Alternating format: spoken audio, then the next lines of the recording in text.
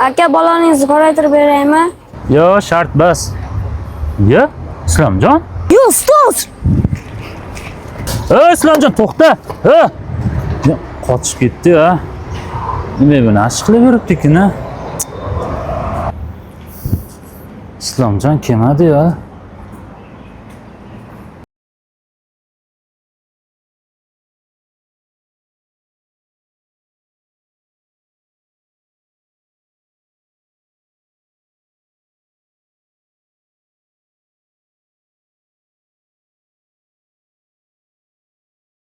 Bugungi darsimiz tamom. Hammaga javob, uydagi vazifalarni yaxshilab bajarib kelasizlar, ha? Islomjon, sen qolgin. Islomjon, nimaga bunaqa ish qilib yuribsiz? Ustoz, bir hafta oldin uyda Kartamda 300 ming qolibdi. 50 ming gazga to'lasam, 50 ming svetga bersam.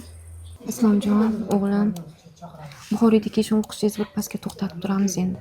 Maylimi? nimaga, aya? Pulimiz kam qolibdi-da, o'g'lim. O'qishingiz oylik to'lovini bu oy to'lamasam kerak.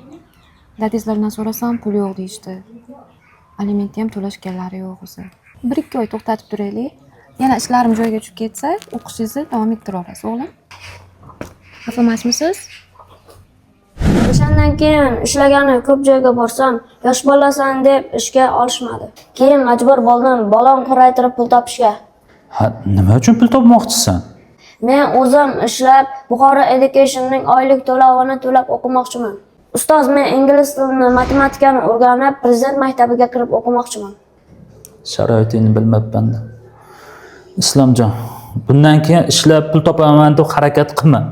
Sababi mana shu Buxoro Education seni bepulga o'qitadi. Men o'zim oyligimdan to'lab bo'lsa ham seni o'qitaman. Sen yaxshi o'qib, ilm olib, mana shu prezident maktabiga xudo xolasa kirasan. Xo'pmi?